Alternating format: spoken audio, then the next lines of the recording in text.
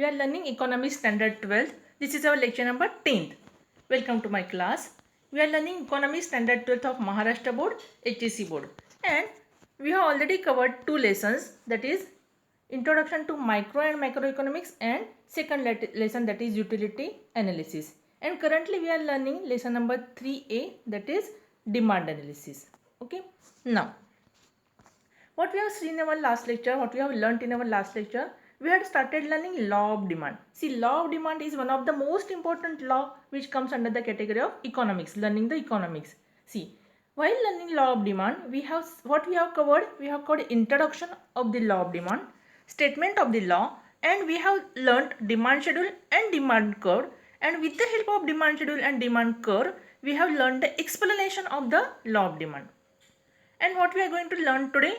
In today's lecture, we are going to see law of demand in detail, and we are going to cover its assumptions of the law of demand. Okay, see, which are given on page number 21 to 22. Okay, now see, first of all, what is meant by law of demand? Okay, see, because this is the base of everything. The law of demand was introduced by Professor Alfred Marshall in his famous book Principles of Economics, which was published in 1890. The law explains the functional relationship between price and quantity demanded. See, this is the book Principle of Economics, which was written by Alfred Marshall, the famous economist. And what it is written? What is the statement of the law? According to Professor Alfred Marshall, other things being equal, okay, this is the most important word, other things being equal or other things being constant, higher the price of a commodity, smaller is the quantity demanded. See, this is the most important or underlying thing. Higher the price of a commodity, smaller is the quantity demanded. And lower the price of a commodity, larger is the quantity demanded.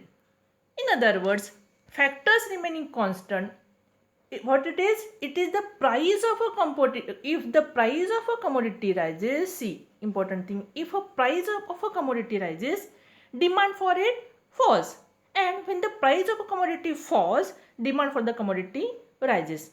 So what we understood from this, there is an inverse relationship between price and quantity demanded. Why inverse relationship? When the price increases, demand decreases, and when the price decreases of a commodity, its demand increases. So both of the things are inverse to each other.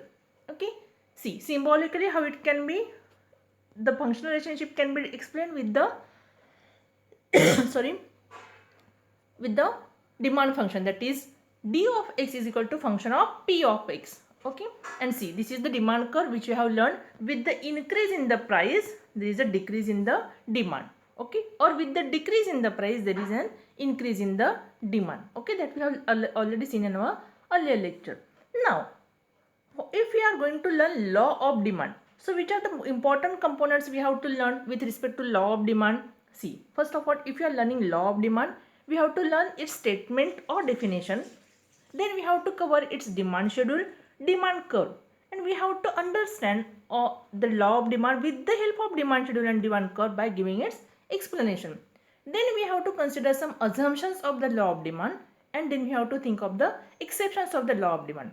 Okay, so if we have to completely learn law of demand, then we have to consider or learn all the 6 components. Okay, now let's start with assumptions. What is meant by assumptions? First of all, see, when Alfred Marshall wrote the law of demand, he assumed or considered some variables or some conditions are remaining constant, or some variables are remaining true, and still, and they remaining constant.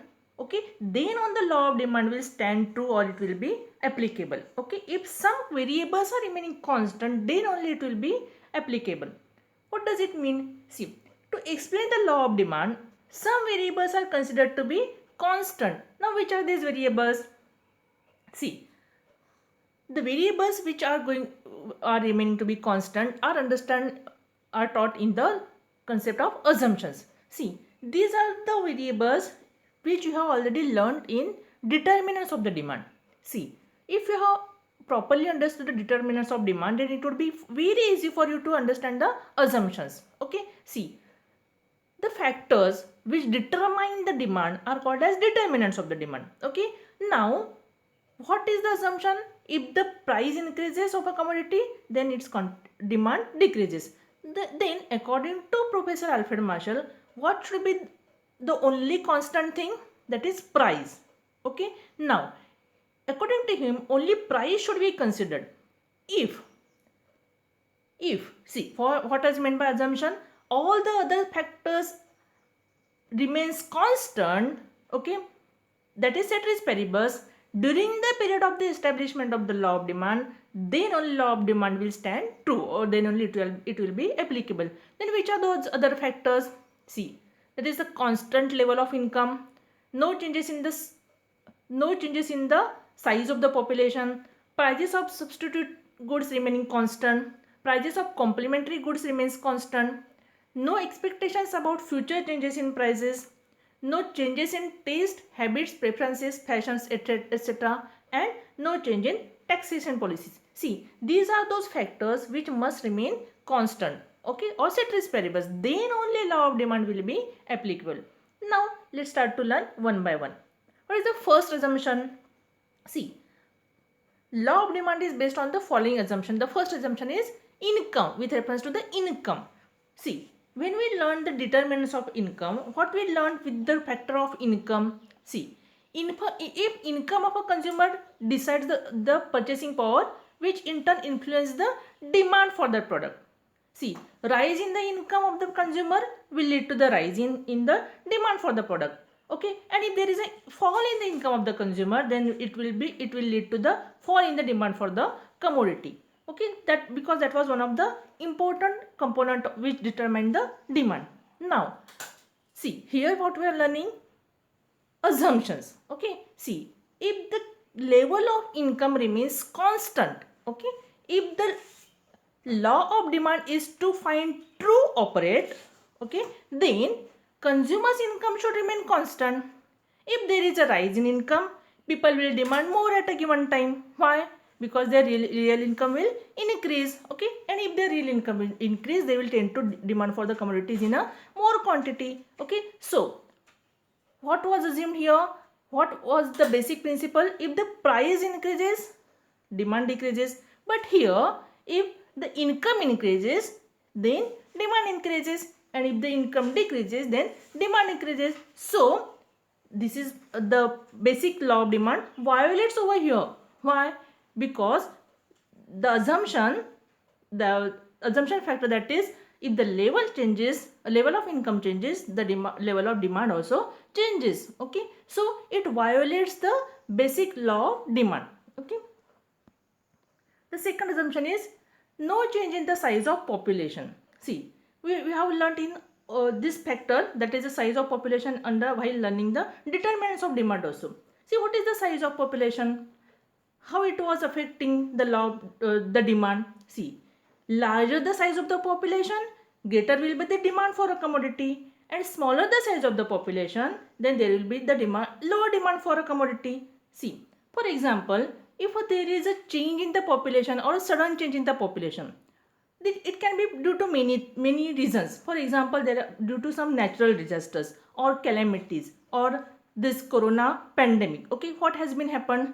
The population has been declined. Okay, and as the population has been declined, there is a decrease in demand. Okay, the demand has also been declined.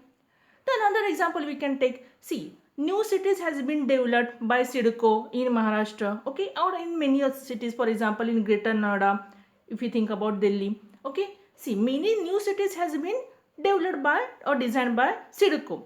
Okay, so people are migrating from one city to another city. So suddenly the population of some cities is increasing. Okay, because the cities are newly developed. So with the increase in the population, demand for that locality will increase. Okay, so the demand depends also upon the population. Okay, not only on price. So what we had learned, the demand decreases or increases with the increase or decrease in the price. But if the size of the population also changes, then demand changes. See, it is assumed that the size of the population remains unchanged. Why? If you have to learn the law of demand, what it was assumed, the population must remain same. Okay, but if the population changes, demand will change. So the law of demand is not applicable, okay, with the change in the population. See, it is assumed that the size of the population, see, population is increasing, okay, with the increase in the population there is increase in the different demands of the different commodities. See, with the increase, this is the increasing graph, okay, with the increase in the population, what happens? See, it is assumed that the size of the population remains unchanged. If we have to prove the law of demand, okay, what we have to consider? Only price of the commodity, okay. So if we have to prove the law of the demand, what is assumed? The size of the population remains unchanged.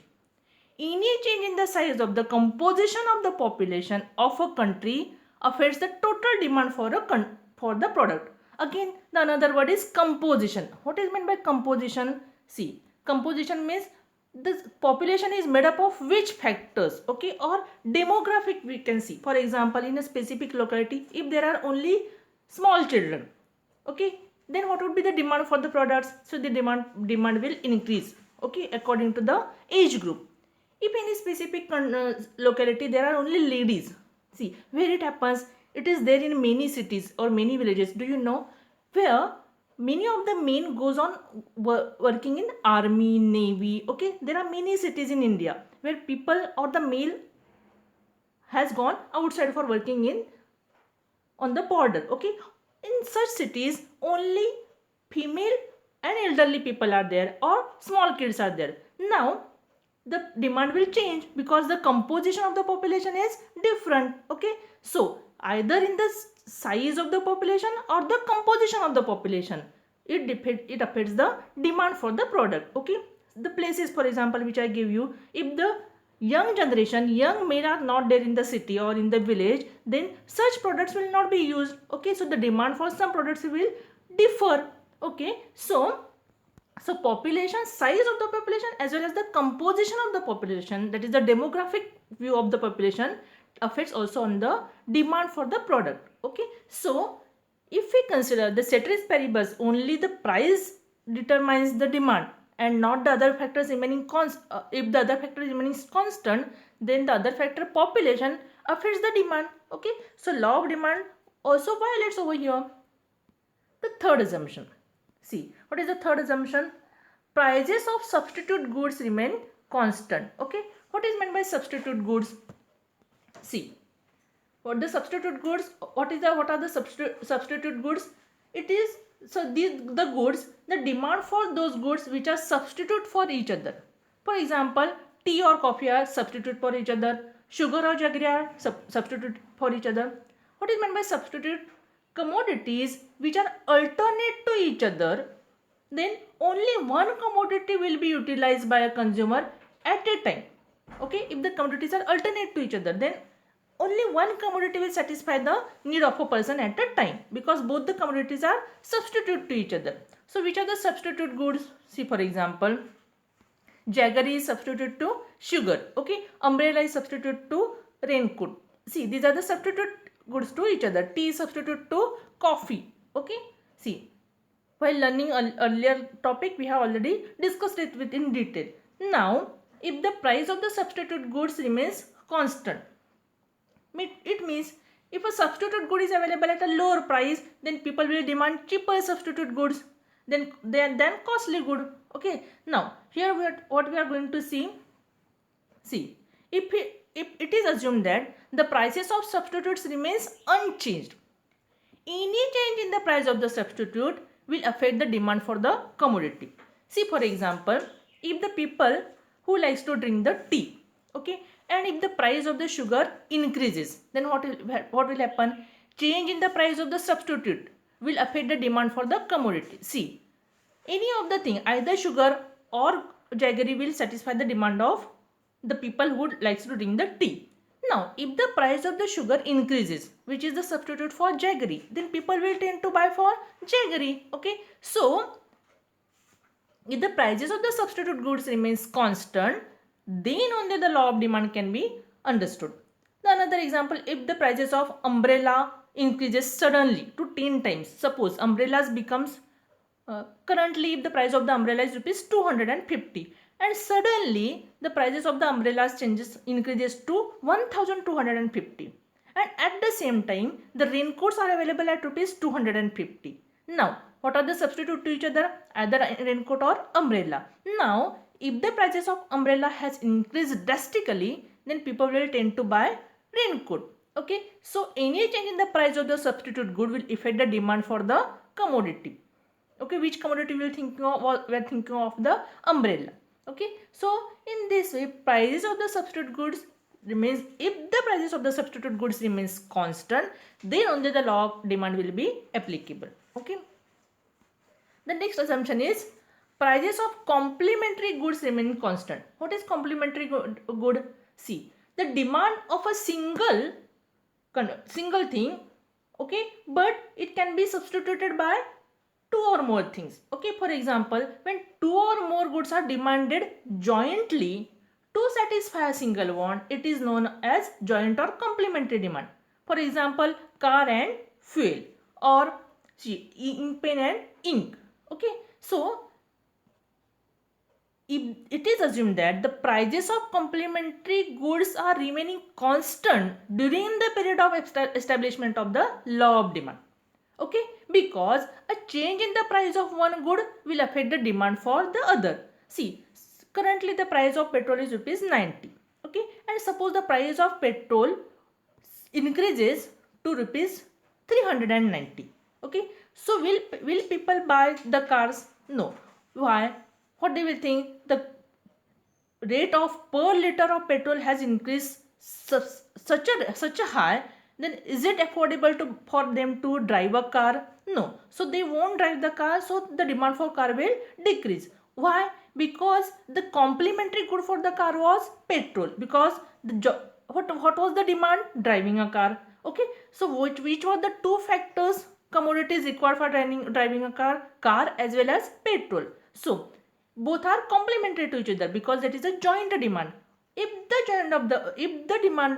price of the petrol increases, then the demand for car will decreases. Similarly, if the price of the finger chips or fried increases, then at the same time price of the french fries increases, then at the same time the demand for ketchup will also decrease. Okay, because both are dependent on each other. Similarly for ink pen and ink, okay, that we have already learnt in our last lecture.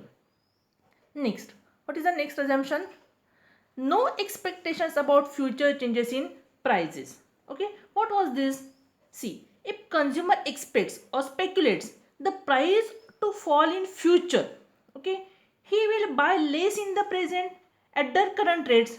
Similarly, if he expects the price to rise in future, he will buy more in the present at the prevailing price. Right? See, for example, these days in corona days, which commodities are there in demand, more in demand? For example, mask and sanitizer. Okay, suppose a good branded company has the price rupees 100 rupees for a sanitizer of 100 milli. Okay, now the consumers are assuming or expecting and speculating that this coronavirus is going to stay here for at least 5 months, 6 months. Okay, and the prices of sanitizers will increase of the same bottle from rupees 100 to 1000. See, although he is expecting that the prices will increase from rupees 100 to 1000, won't he buy it now? Yes, he will purchase more quantities of products of sanitizer now. Why? Even if the price is increasing in future, with the thinking of the future, with the speculation of the future, expectations of the future, he will buy the more products of sanitizers now. Okay, and if he thinks that the price, see in this example, prices are going to be decline. Okay, see here prices are shown here. If the prices are going to be decline of a specific product in future, then what he will think, I will buy more products in future, right? I can buy more product of the same type in the future. So what he will do with this speculation, he will not buy the products right now though the prices are less. Okay, so see, because for him what we will consider, in the same amount, right, he can buy more product because the price of the commodity will increase or decrease. So in this way, it is assumed that consumers do not expect any further change in price in the near future. If consumer expects a rise in the price in future, they may demand more in the present even at existing high price. For that I give the example of sanitizer. Okay, sanitizer bottle. Okay, so this violates the assumption.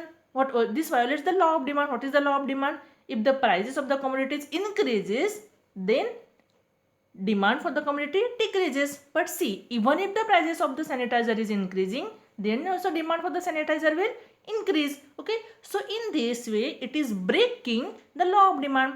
Okay, so it is assumed only. If we want to prove the law of demand, we have to assume, we have to consider. Okay, we have to take it as granted what the price of the commodities will not change, or the expectations about the future changes. There is no expectations. People are not assuming. People don't have any speculations. Okay, considerations. Okay, about the changes in the price in the future. Then only the law of demand will be established true. Next is no change in taste, habits, preferences, etc. What is taste, habits and fashions? See, or preferences. Taste and habits of a consumer influence the demand for a commodity. Okay, if a consumer likes to eat chocolates or consume tea, what will happen? He will demand more of them. When a new fashion hits the market, the consumer demand that particular product type of commodity in a more quantity. So if a commodity goes out of fashion, then suddenly the demand for that product tends to fall, right? See, for example, if a new movie hits in the market and the fashion hits in the market, for example, of a specific dress, okay, specific costume, specific jewelry, specific designs, okay, and if, then what will happen?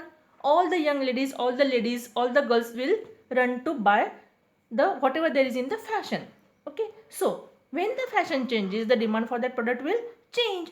Similarly, if we think about the taste of tea, the people who likes to have the tea, okay, then if they quit drinking the tea, someday they comes to know there are some drawbacks of drinking the tea and they quits drinking the tea, then what will happen? The demand for tea will decrease. Okay, see, the another example I will like to give you of your generation. What you people like? You like to have the fast food or junk food like burgers, pizzas or Chinese foods, right? If suddenly the prices of these foods declines, then what will happen?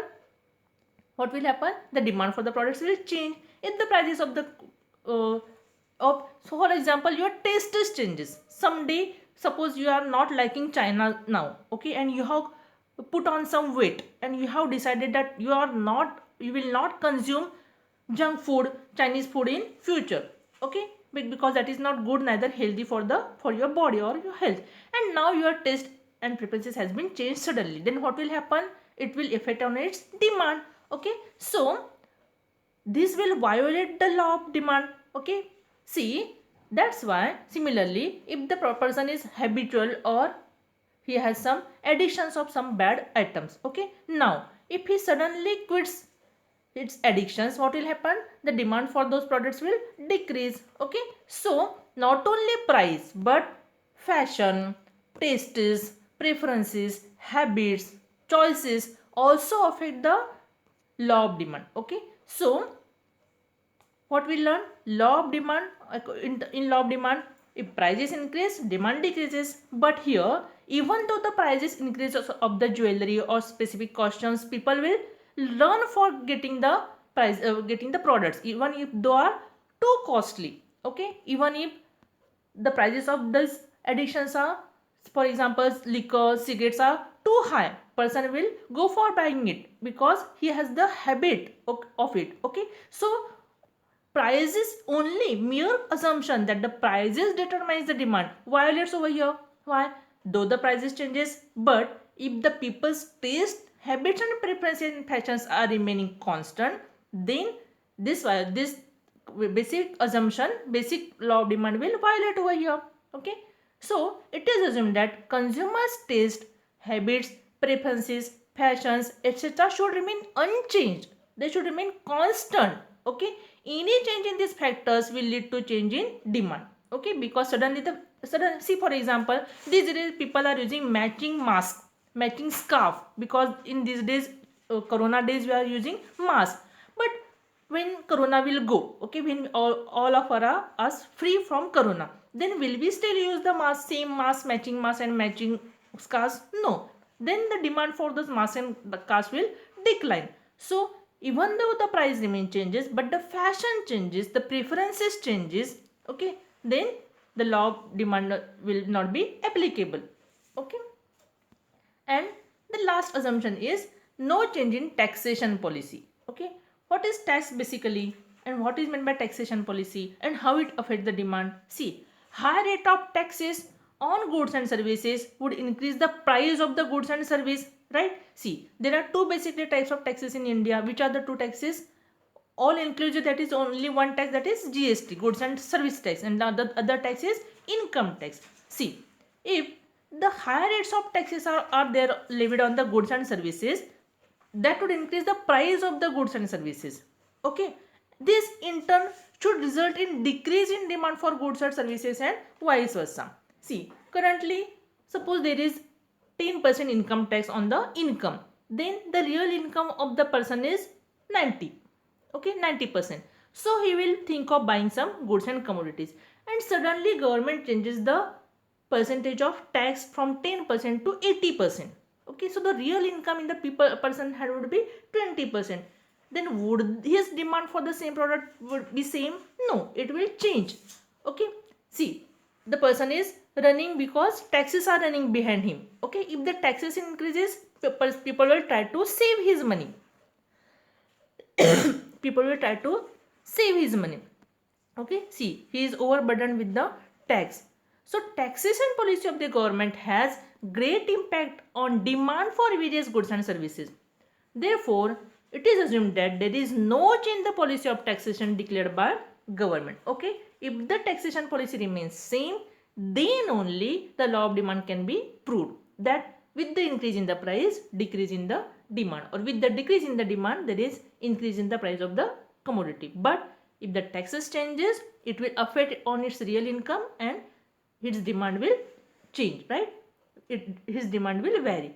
So what we have learned with these assumptions, which were the 7 assumptions? See, in these 7 assumptions, what we learned, all the components were thought to be remaining constant. They are not varying. What is not varying? Income level of the consumer is not varying.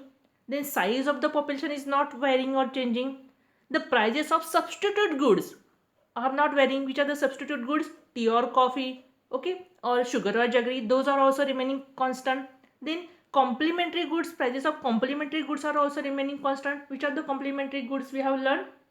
See, raincoat or umbrella. See, which are the complementary goods? Pen and ink, or petrol and diesel. The prices of all the things with the complementary things are remaining constant. Then prices of, there is no expectation about in people's mind about the future changes in prices. Okay, there should not be any speculation, there should not be any assumption, right, in their mind.